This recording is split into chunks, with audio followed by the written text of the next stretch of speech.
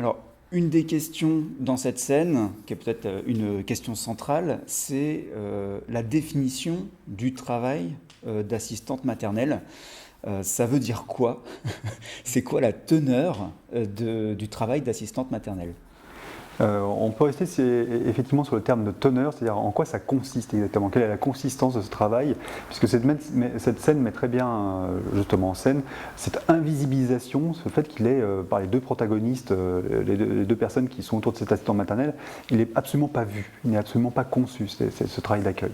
Et donc la consistance, si on veut, de ce travail, encore une fois, c'est un travail relationnel, c'est un travail de disponibilité aux enfants, et de disponibilité aux enfants dans un cadre domestique. Donc ça veut dire que ce ne sont pas des personnes qui gardent des enfants pendant qu'ils vivent une vie domestique, ce sont des enfants qui accueillent, enfin ce sont des professionnels qui accueillent des enfants dans un cadre domestique, donc qui utilisent leur cadre domestique pour une fonction d'accueil. Mais ça veut dire aussi être disponible aux enfants, c'est-à-dire par exemple être assis à leur niveau.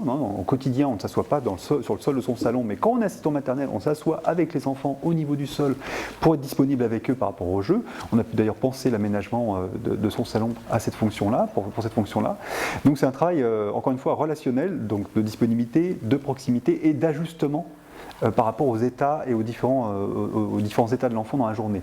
Donc c'est tout cet aspect-là qui est un aspect en même temps extrêmement évanescent, parce que vous n'êtes pas en train de produire une sculpture ou en train de produire une pièce mécanique, donc à la fin de la journée, effectivement, vous ne pouvez pas dire à votre conjointe ou conjoint ou aux amis, regardez ce que j'ai fait dans la journée, si c'est tangible, c'est un cube, je ne sais pas ce que c'est, mais non, vous avez vécu des relations, donc c'est extrêmement subtil, on ne peut pas toucher, et en même temps c'est extrêmement consistant, parce que quand vous y êtes, vous ne pouvez pas être ailleurs.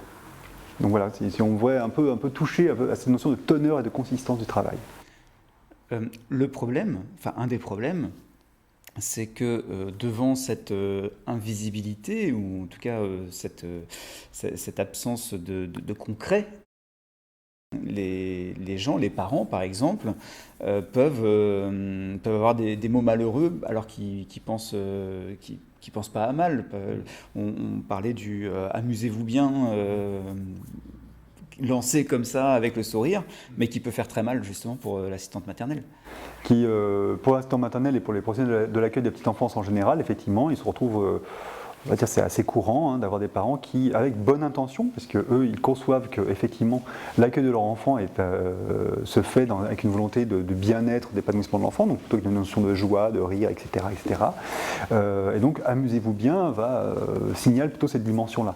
Mais en fait, effectivement, et c'est là qu'il y a vraiment quelque chose d'intéressant à travailler, que la charte aussi a travaillé, c'est que produire de l'épanouissement, du bien-être et de la joie, c'est un travail.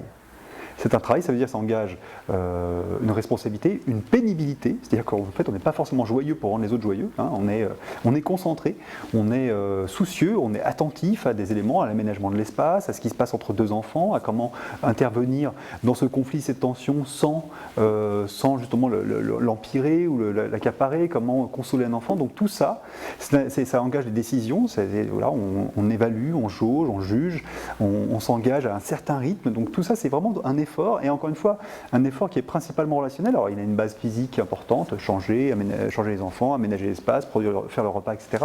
Mais il a aussi une base relationnelle, une consistance relationnelle extrêmement forte et extrêmement prenante. C'est-à-dire que ce sont des métiers qui sont très engageants. Donc amusez-vous bien, effectivement, ça, c'est quelque chose qui va souligner juste le résultat en disant tout le reste. C'est comme si obtenir de la joie n'engageait que de la joie. Donc obtenir de la joie engage beaucoup de travail.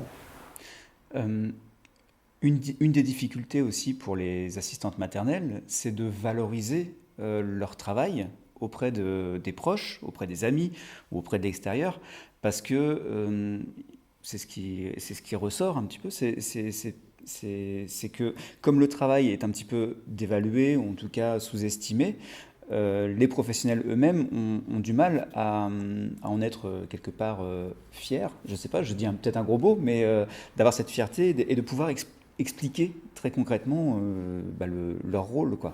Il y a donc là, après, on a un problème qui est à plusieurs niveaux. C'est-à-dire qu'il y a un problème, si on veut, une problématique sociale et politique, qui est un problème de concevoir justement l'utilité sociale de l'accueil de la petite enfance. Alors, d'une part, il y a des grands discours très amphigoriques, si on veut, sur l'importance de l'accueil de la petite enfance pour notamment lutter contre la pauvreté, pour l'insertion sociale, etc. Donc, d'une part, il y a des discours qui montent très très haut.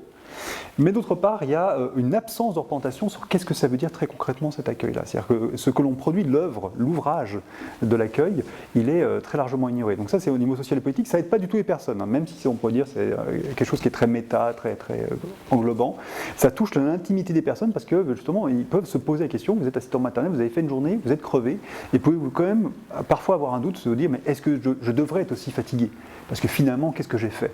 Ce que vous avez fait, c'est que vous êtes rendu disponible, vous avez aménagé un vécu toute la journée dans un cadre très particulier d'enfants qui vous sont délégués pour que ces enfants puissent continuer à se développer, s'épanouir dans des normes qui ne sont ni celles de leurs parents, ni les vôtres de votre maison particulière. Ce sont des normes professionnelles, c'est des valeurs auxquelles vous réfléchissez, que vous êtes en train d'élaborer parce que vous dites qu'est-ce que c'est que de faire vivre ensemble des enfants qui n'ont pas des liens familiaux entre eux, ce ne sont pas des liens de fratrie forcément.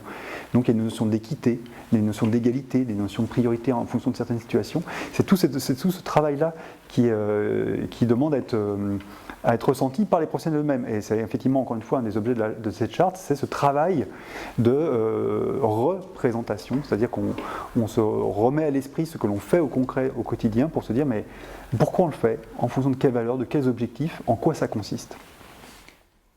Je vous ai vu réagir tout à l'heure sur la scène quand l'ami prend le doudou en disant voilà, il y a trop de doudou ici, comment tu fais ?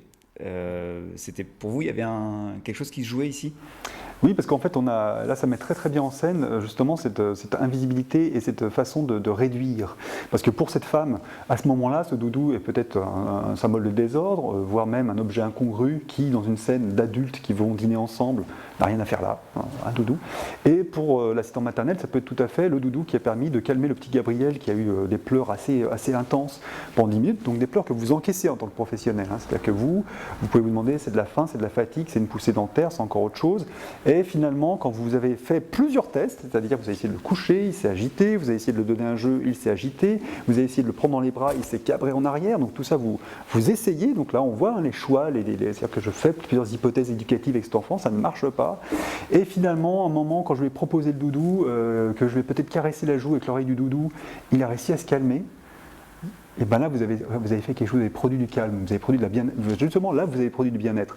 Donc pour cette femme, ce doudou est un objet incongru.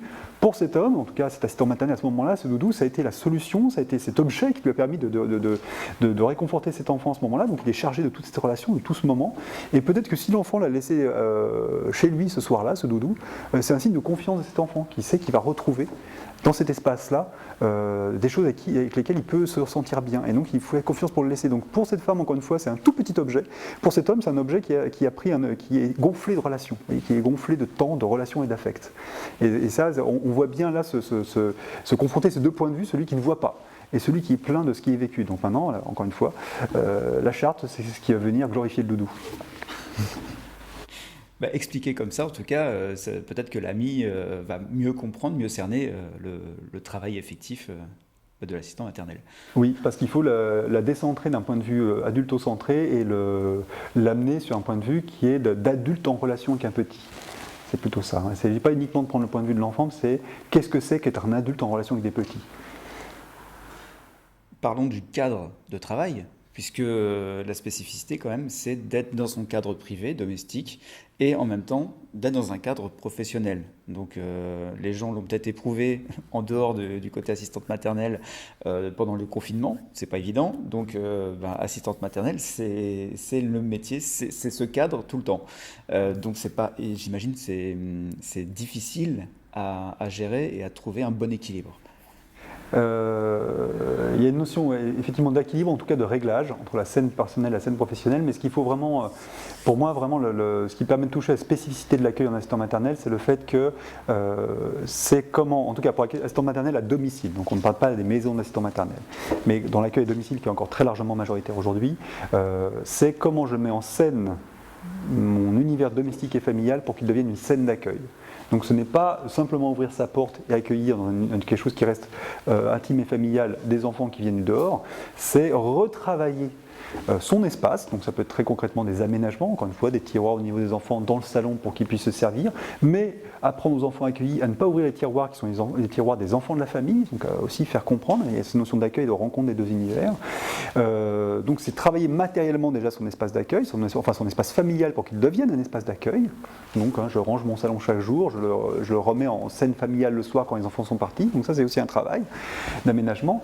Et c'est aussi, et ça permet de toucher du doigt le fait que accueillir les enfants chez soi, ce n'est pas être principalement chez soi, c'est-à-dire, comme on l'évoquait tout à l'heure, on ne s'assoit pas en général dans son salon au sol, on s'assoit au sol dans son salon quand on accueille des jeunes enfants, parce qu'on veut être présent, disponible pour eux dans la relation. Et donc dans la scène, elles sont évoquées, la femme de l'assistant maternel lui dit « mais t'as quand même pu tondre la pelouse », on en discutait tout à l'heure, c'est vrai qu'on pourrait se dire, quand je viens en milieu d'après-midi, que les enfants jouent calmement, le petit sur son tapis d'éveil, les deux moyens jouent avec leurs jouets, etc., on pourrait se dire que l'adulte n'est pas forcément nécessaire, il pourrait laisser chaque enfant dans son rythme et qu'il aurait pu aller tondre ce petit morceau de pelouse juste devant la fenêtre. Et bien, manque de bol, s'il se lève, le petit s'inquiète, les deux moyens peuvent commencer aussi à s'inquiéter et à se déréguler un peu dans leur propre fil d'action, et en quelques secondes, en moins d'une minute, peut-être les trois enfants sont dans un état de détresse ou un état d'inquiétude tangible. Et donc, il ne peut pas tondre la pelouse. Il ne peut pas tondre la pelouse parce que même si c'est accessible, même si ce serait court, ça viendrait déréguler des relations. Par contre, c'est vrai que dans une toute autre situation, il pourrait tondre la pelouse si ça rentre dans la relation avec les enfants. Si ça les amuse, si par exemple le bourdonnement de la tondeuse permet d'endormir le petit, ça peut marcher. Si ça fascine les deux grands de voir les morceaux d'herbe un peu partout gicler, ça peut marcher. Mais c'est dans la relation, c'est pas quelque chose qu'on peut extraire comme ça en se disant je suis chez moi, je peux aussi faire mes tâches domestiques. Non, en général, les assistants maternels sont assez exigeants là-dessus et ils distinguent très très nettement leur sphère domestique d'entretien de la scène d'accueil. Très bien. Et une dernière question bonus pour le sociologue que vous êtes, la question de la représentation de l'homme dans le métier d'assistante ou d'assistant maternel. Là, on a un homme qui est assistant maternel, c'est quelque chose qui est encore rare. Si j'ai bien compris, on est plutôt la place de l'homme dans ces métiers-là, elle est plutôt pour l'instant elle se diffuse, ou en tout cas elle se développe dans l'aspect collectif ou dans l'aspect groupe. Oui, en tout cas, après il faut reprendre les chiffres très très clairement, mais j'entends plus parler, donc je parle avec une rigueur, on va dire, un peu fragile sur ce point-là. En accueil collectif, effectivement, on va retrouver des éducateurs de jeunes enfants hommes, voire des auxiliaires de périculture hommes, quelques-uns, très rares, là aussi. Moi, j'ai plus rencontré dans mon propre parcours, mes propres études, effectivement des hommes qui venaient dans les maisons d'assistants maternels, mais c'est des hommes qui venaient de professions médico-sociales et qui voulaient exercer ces professions-là dans un cadre beaucoup plus libre, enfin surtout beaucoup plus autonome que dans les institutions qui sont, elles, prises dans un carcan réglementaire et gestionnaire assez serré. Donc, je les ai plus vus là. Et effectivement, pour parler plus généralement sur les professions de la petite enfance, les hommes restent très rares pour des raisons de rémunération, pour des raisons de représentation sociale. Alors, par rapport à la question aussi, très simplement, de la notion un peu fantasmatique de prédation sexuelle envers les jeunes enfants. C'est-à-dire qu'il est censé avoir une sorte de sexualité masculine prédatrice, là où la sexualité féminine disparaît totalement au moment où il y a de l'accueil de jeunes enfants. Ce qui n'est pas du tout à fait vrai. Mais en tout cas, voilà, il y a ce fantasme-là qui est vraiment une image plutôt, qui, elle, vient vraiment gêner et peut-être, mais ça rendre le parcours d'assistant maternel masculin plus compliqué, ou en tout cas moins probable. Ça c'est vrai. Et je pense qu'aussi l'autre chose qui vient rendre ces parcours légèrement improbables aujourd'hui, c'est le fait qu'au niveau politique national, on a eu des prises de parole récentes, y compris une secrétaire d'État récemment sur ce point-là, c'est le fait de vouloir confondre ou de dire en fait finalement la professionnalité d'accueil de la petite enfance, ça s'ancre sur de la féminité et la maternité. Vous avez eu 2 ou 3 enfants, ça va aller, on va vous faire un passage un peu plus facile pour arriver dans la profession de la petite enfance. Donc en fait, on ne joue pas du tout là-dessus du côté des hommes. Les hommes, c'est pas parce que vous avez 3 enfants, vous êtes censé être capable de vous occuper de jeunes enfants. Pour les femmes, il y a encore cette tendance, c'est un peu navrant, c'était en 2020, on se dit, on est censé avoir dépassé ça, mais il y a encore des prises de parole politiques qui sont un peu navrantes de ce côté-là, à vouloir confondre maternité et professionnalité de l'accueil de la petite enfance, ce qui n'est pas du tout joué du côté des hommes. Voilà, ce qui aussi peut expliquer ce différentiel et ce maintien d'une très grande discrétion des hommes dans ces professions.